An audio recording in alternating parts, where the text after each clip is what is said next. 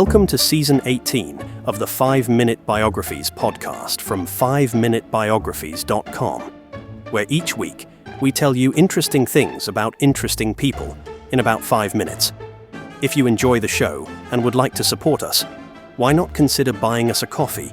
Head on over to 5minutebiographies.com/coffee to see how. This is episode 3, Queen Victoria.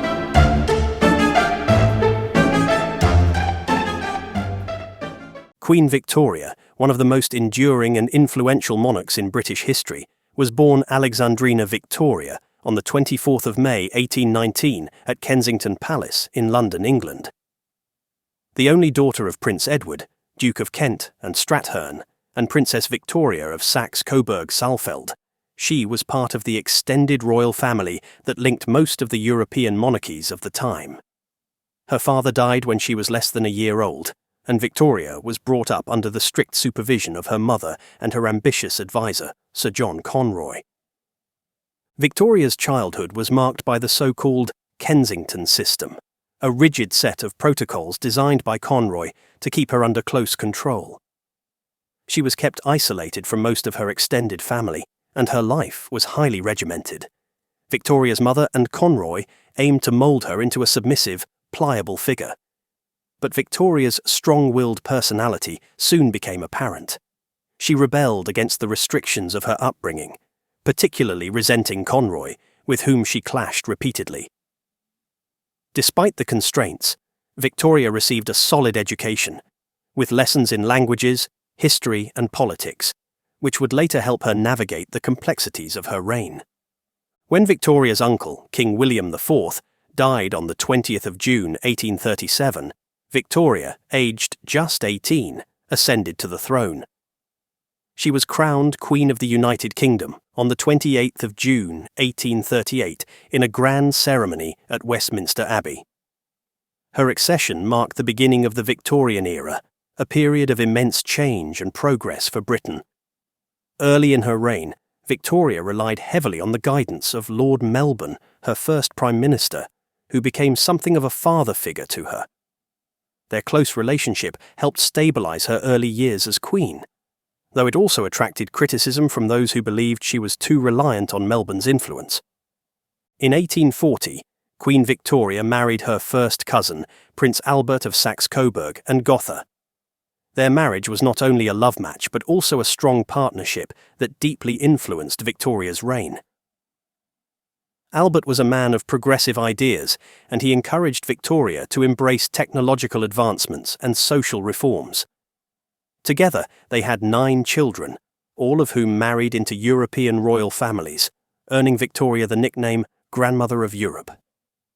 Prince Albert took on a major role in running the household, helping with state matters, and organizing events such as the Great Exhibition of 1851, a showcase of modern industrial and cultural achievements. The death of Prince Albert in 1861 from typhoid fever devastated Victoria. Deeply in love with her husband, she retreated from public life for years, wearing black mourning clothes and largely isolating herself at her residences, including Balmoral Castle in Scotland and Osborne House on the Isle of Wight. Her withdrawal led to public dissatisfaction, with some questioning her commitment to her role as Queen. However, Victoria remained involved in state affairs, albeit more from behind the scenes, with her influence felt throughout the British Empire.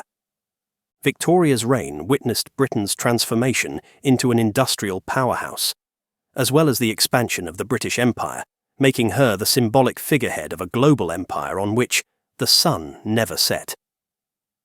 The Queen's reign saw significant social and political changes, including the passage of the Reform Acts, which gradually extended voting rights to a broader section of British society, and the growth of constitutional monarchy, where the role of the monarch became more ceremonial as political power shifted to Parliament. Queen Victoria was known for her strong opinions and formidable personality. She often clashed with her prime ministers, particularly with Benjamin Disraeli and William Gladstone. Despite these tensions, Disraeli managed to form a close working relationship with Victoria, and it was under his government that she was named Empress of India in 1876, a title that reflected Britain's imperial power and Victoria's symbolic role at its centre. Her time as Queen was also marked by significant advancements in science, medicine and culture, with figures such as Charles Darwin, Florence Nightingale and Charles Dickens making their mark on British society. Victoria's family life was not without its difficulties. Although she had strong bonds with some of her children, such as her eldest daughter Victoria, Princess Royal, her relationships with others, especially her heir, Albert Edward, later King Edward VII, were strained. Victoria often found her children's behaviour disappointing, and her attempts to manage their lives and marriages sometimes led to friction within the royal family. Despite her reclusive tendencies following Albert's death, Victoria gradually returned to public duties and regained her popularity in her later years. Her Diamond Jubilee in 1897, marking 60 years on the throne, was a grand national celebration that highlighted her status as a beloved and enduring monarch. By the end of her reign, Victoria had become a symbol of stability and continuity for Britain, presiding over an era of unprecedented change and global influence. Queen Victoria died on the 22nd of January 1901 at Osborne House on the Isle of Wight. She was 81 years old and had reigned for 63 years, the longest of any British monarch at the time. Her death marked the end of the Victorian era, a period of immense transformation for Britain and the world. She was buried beside her beloved Prince Albert in the Royal Mausoleum at Frogmore in Windsor, as per her wishes. Victoria's legacy is one of immense influence, both within Britain and globally. Her reign saw the expansion of the British Empire, significant social reforms, and the solidification of constitutional monarchy as the prevailing system of governance in Britain. The Victorian era remains synonymous with industrial progress, cultural achievement, and global dominance. Queen Victoria herself, with her strong will and deep sense of duty, left an indelible mark on the British monarchy, one that continues to shape its identity today. Her descendants still sit on several European thrones, a testament to her lasting impact on royal dynasties across the continent. I hope you enjoyed that episode of 5-Minute Biographies from 5minutebiographies.com. If you did, why not subscribe so you don't miss any future episodes, and leave us a review while you're there.